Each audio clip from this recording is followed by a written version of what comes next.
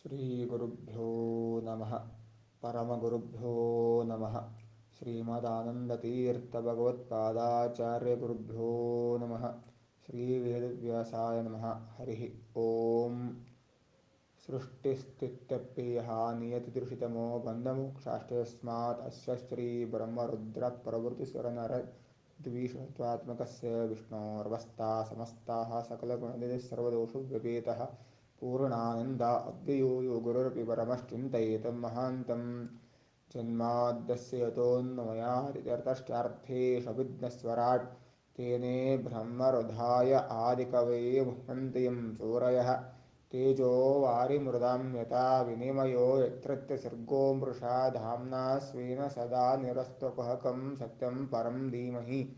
ಯಾಂ ಯಾಂ ಪರೇಷು ಹೃದೈವ ಕರೋತಿ ಲೀಲಾಂ ತಾಂ ತಾಂ ಕರುತ್ಕನ ತಥೈವ ರಮಾಪಿ ದೇವಿ ನೈತಾವತಸ್ಸ ಪರಮಸ್ಸ ತಥಾ ರಮಾಯಾಃ ದೋಷೋಣುರಪ್ಯ ನ ವಿಚಿನ್ತ್ಯ ಗುರುಃ ಪ್ರಭೂಯತೆ.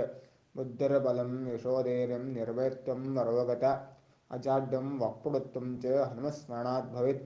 ಭವತಿ ಯೇನುಭಾವಾದೇಡಮೂಕೋऽಪಿ ವಾಗ್ಮೀ ಜಡಮತಿರ್ವಿಜಂತಿರ್ಜಾಯತೆ ಪ್ರಾಜ್ಞಮೌಲಿಃ.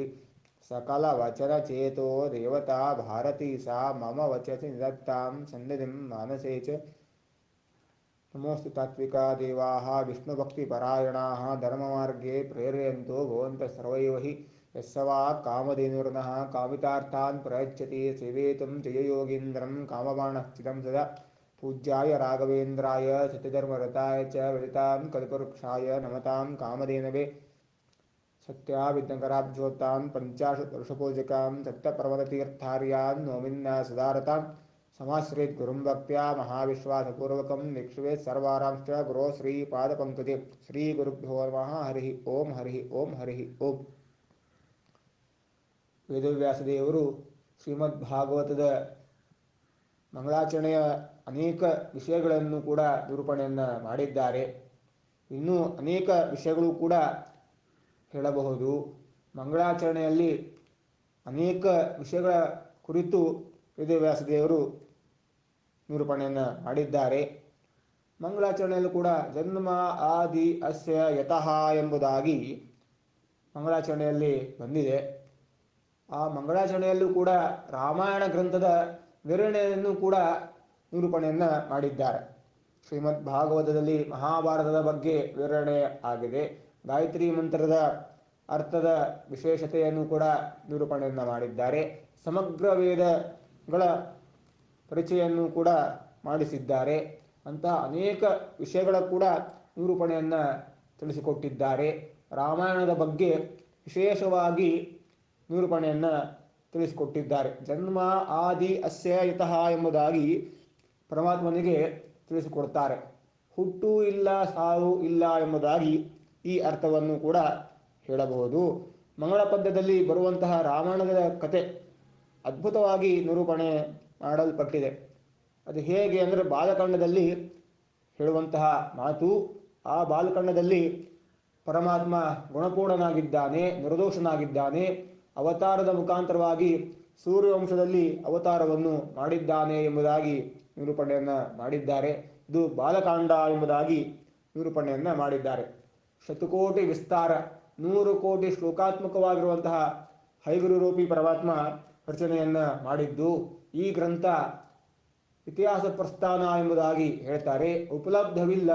ಆದರೆ ಶ್ರೀಮದಾಚಾರ್ಯರು ರಾಮಾಯಣ ತಾತ್ಪರ್ಯ ನಿರ್ಣಯ ಎಂಬ ಗ್ರಂಥವನ್ನು ಮಾಡಿ ಸಂಗ್ರಹಾತ್ಮಕವಾಗಿ ವಿವರಣೆಯನ್ನು ಮಾಡಿದ್ದಾರೆ. ಅನಂತ ಉಪಕಾರವನ್ನು ಮಾಡಿದಂತಹ ಮಹಾನುಭಾವರು ಶ್ರೀಮನ್ ಅನ್ನತೀರ್ಥ ಭಗವತ್ಪಾದಾಚಾರ್ಯರು ಎಂಬುದಾಗಿ ನಾವು ಸ್ಮರಣೆಯನ್ನು ಮಾಡಬೇಕು. ಶ್ರೇಷ್ಠತೆಯನ್ನು ಕೂಡ ನಿರೂಪಣೆಯನ್ನು ಮಾಡಿದ್ದಾರೆ. ಗುಣಪೂರ್ಣತ್ವ ಅಂದರೆ ಎಲ್ಲೇ ಶಬ್ದ ಬಂದರೂ ಕೂಡ ಅನಂತ ಶಬ್ದಗಳನ್ನು ಕೂಡ ತಿಳಿಸುವಂತಹ ಮಹಾನುಭಾವರು ಶ್ರೀಮನ್ ಅನ್ನತೀರ್ಥ ಭಗವತ್ಪಾದಾಚಾರ್ಯರು ಎಂಬುದಾಗಿ ನಿರೂಪಣೆಯನ್ನು ಮಾಡಿದ್ದಾರೆ.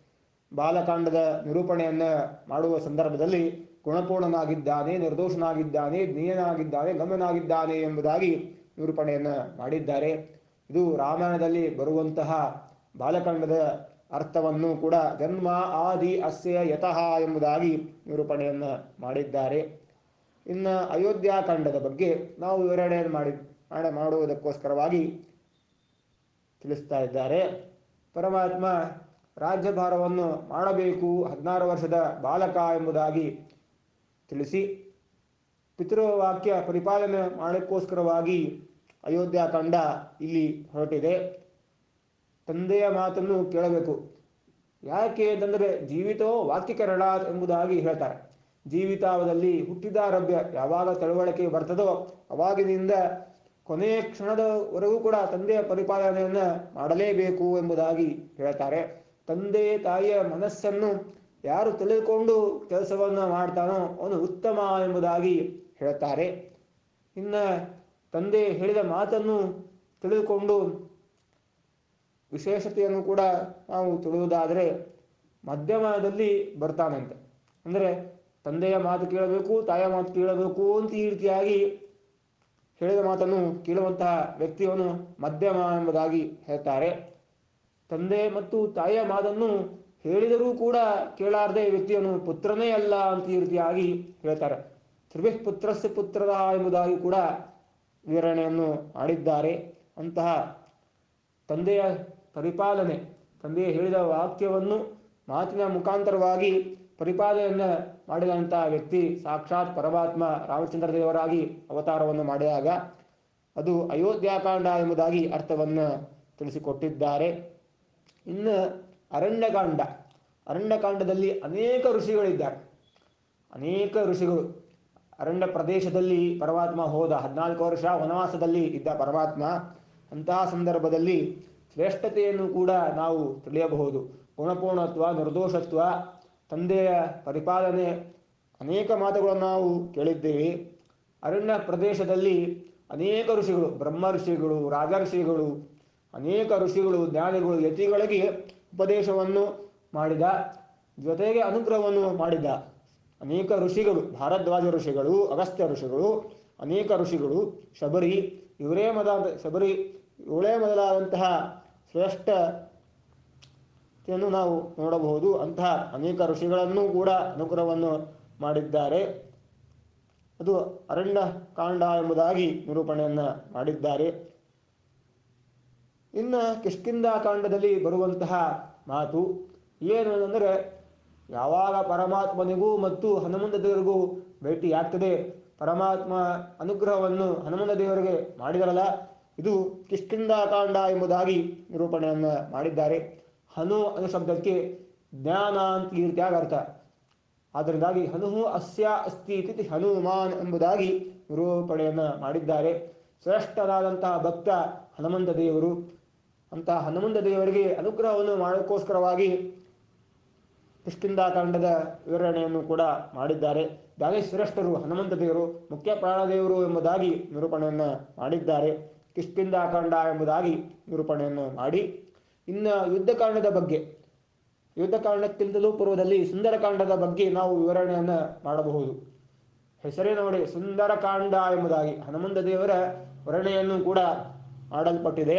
ಹನುಮಂತ ದೇವರು ಲಂಕಾಪಟ್ಟಣಕ್ಕೆ ಹೋಗಿ ಸೀತಾ ಆಕೃತಿಯಾದ ವೇದವತಿ ದೇವಿಗೆ ವಿಷಯವನ್ನು, ಸಂದೇಶವನ್ನು ಕೊಟ್ಟು ರಾಮದೇವರು ಬೇಗನೆ ಕರೆದುಕೊಂಡು ಹೋಗ್ತಾರೆ, ನೀಯೇ ವಿಚಾರವನ್ನು ಮಾಡಬೇಡ ಅಂತ ತಿಳಿಸಿ ರಾವಣನನ್ನು ಎಚ್ಚರವನ್ನು ಮಾಡಿಸಿದ, ಸಂಧಾನ ಮುಖಾಂತರವಾಗಿ ತಿಳಿಸಿ ಕೆಲಸವನ್ನು ಮಾಡಿದಂತಹ ಕಾಂಡ ಅದು ಸುಂದರಕಾಂಡ ಎಂಬುದಾಗಿ ತಿಳಿಸಿಕೊಟ್ಟಿದ್ದಾರೆ.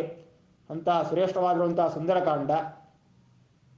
ಇನ್ನು ಯುದ್ಧಕಾಂಡ, ರಾವಣ ಹೇಳಿದ ಮಾತು ಕೇಳಲಿಲ್ಲ, ಸಂಧಾನ ಮುಖಾಂತರವಾಗಿ ಆಗಿದ್ದರೆ ಒಳ್ಳೆಯದಾಗ್ತಿತ್ತು. ರಾವಣ ಕುಂಭಕರ್ಣರು ಸಂಹಾರವನ್ನು ಮಾಡಬೇಕಾಗಿತ್ತು. ಅನೇಕ ಅಕ್ಷೋಹಿಣಿ ಸೈನ್ಯವನ್ನು ಸಂಹಾರವನ್ನು ಮಾಡಿದಂತಹ ಕಾಂಡ ಅದು ಯುದ್ಧಕಾಂಡ ಎಂಬುದಾಗಿ ನಿರೂಪಣೆಯನ್ನು ಮಾಡಿದ್ದಾರೆ. ಅಂತಹ ಶ್ರೇಷ್ಠತೆಯನ್ನು ಕೂಡ ನಾವು ತಿಳಿಯಬಹುದು. ಇನ್ನು ಉತ್ತರಾಖಂಡದಲ್ಲಿ ಬರುವಂತಹ ರಾಮರಾಜ್ಯ, ಸಾಕ್ಷಾತ್ ರಘುವಂಶಕದಲ್ಲಿ ಬಂದಂತಹ ರಾಜ ದಶರಥ ಮಹಾರಾಜ. ಆ ದಶರಥ ರಾಜನ ಪುತ್ರನೇ ರಾಮಚಂದ್ರ ದೇವರು. ಅಂತಹ ಅಯೋಧ್ಯಾಪತಿ ರಾಮಚಂದ್ರ ದೇವರ ಸ್ಮರಣೆಯನ್ನು ನಾವು ಪ್ರತಿ ಕ್ಷಣದಲ್ಲೂ ಕೂಡ ನಾವು ಸ್ಮರಣೆಯನ್ನು ಮಾಡಬೇಕು. ಅಂತಹ ಶ್ರೇಷ್ಠತೆಯನ್ನು ಕೂಡ ಇಲ್ಲಿ ರಾಮರಾಜ್ಯದ ಮುಖಾಂತರವಾಗಿ, ಉತ್ತರಾಖಂಡದ ಮುಖಾಂತರವಾಗಿ ರಾಮಾಯಣದ ವಿವರಣೆಯನ್ನು ಮಾಡಿದ್ದಾರೆ. ಮಂಗಳಾಚರಣದ ಪದ್ಯದಲ್ಲಿ ಶ್ರೇಷ್ಠತೆಯನ್ನು ತಿಳಿಸುವಂತಹದ್ದು ಗುಣಪೂರ್ಣತ್ವ, ನಿರ್ದೋಷತ್ವ ಎಂಬುದಾಗಿ ಹೇಳ್ತಾರೆ. ಜನ್ಮ ಆದಿ ಅಸ್ಯ ಯತಃ ಎಂಬುದಾಗಿ ನಿರೂಪಣೆಯನ್ನು ಮಾಡಿದ್ದಾರೆ. ಪರಮಾತ್ಮನಿಗೆ ಹುಟ್ಟು ಇಲ್ಲ, ಸಾವು ಇಲ್ಲ, ಅಪ್ರಾಕೃತ ಶರೀರ ಎಂಬುದಾಗಿ ನಿರೂಪಣೆಯನ್ನು ಮಾಡಿದ್ದಾರೆ ಎಂಬುದಾಗಿ ನಿರೂಪಣೆಯನ್ನು ಮಾಡ್ತಾರೆ. ಇನ್ನು ಈ ಗ್ರಂಥದ ವ್ಯಾಖ್ಯಾನ ಆರಂಭದಲ್ಲಿ ಬಂದಿರುವಂಥ ಒಂದು ವಿಶೇಷತೆ ಏನು ಅಂತಂದರೆ, ಪದಚ್ಛೇದ ಪದಾರ್ಥೋಕ್ತಿ ವಿಗ್ರಹೋ ವಾಕ್ಯಯೋಜನಾ ಆಕ್ಷೇಪಸ ಸಮಾಧಾನಂ ವ್ಯಾಖ್ಯಾನಂ ಪಂಚಲಕ್ಷಣಂ ಎಂಬುದಾಗಿ ನಿರೂಪಣೆಯನ್ನು ಮಾಡಿದ್ದಾರೆ. ಪದಚ್ಛೇದವನ್ನು ಮಾಡಬೇಕು, ಪದಾರ್ಥೋಕ್ತಿ ಪದಾರ್ಥವನ್ನು ಬಿಡಿಸಬೇಕು, ವಿಗ್ರಹ ವಾಕ್ಯವನ್ನು ಮಾಡಬೇಕು, ವಾಕ್ಯಗಳ ಮುಖಾಂತರವಾಗಿ ಜೋಡಿಸಬೇಕು, ಆಕ್ಷೇಪ ಬಂದರೆ ಅದಕ್ಕೆ ಸಮಾಧಾನವಾಗಿರುವಂತಹ ವ್ಯಾಖ್ಯಾನ, ಸಮಾಧಾನವಾಗಿರುವಂತಹ ಅನೇಕ ಶ್ಲೋಕಗಳನ್ನು ಕೂಡ ತಿಳಿಸಬೇಕು. ಇದು ಪಂಚ ಲಕ್ಷಣ ಈ ರೀತಿಯಾಗಿ ಹೇಳ್ತಾರೆ. ಪಂಚ ಅಂದರೆ 5 ಲಕ್ಷಣಗಳನ್ನು ಕೂಡ ನಿರೂಪಣೆಯನ್ನು ಮಾಡಿದ್ದಾರೆ. ಪದಚ್ಛೇದ, ಪದಾರ್ಥ, ವಿಗ್ರಹ, ವಾಕ್ಯ, ಆಕ್ಷೇಪಕ್ಕೆ ಸಮಾಧಾನವಾಗಿರುವಂಥದ್ದು ಪಂಚಲಕ್ಷಣಗಳು ಎಂಬುದಾಗಿ ನಿರೂಪಣೆಯನ್ನು ಮಾಡಿದ್ದಾರೆ. ಅಂತಹ ಶ್ರೇಷ್ಠವಾಗಿರುವಂತಹ ಗ್ರಂಥ ಶ್ರೀಮದ್ ಭಾಗವತ.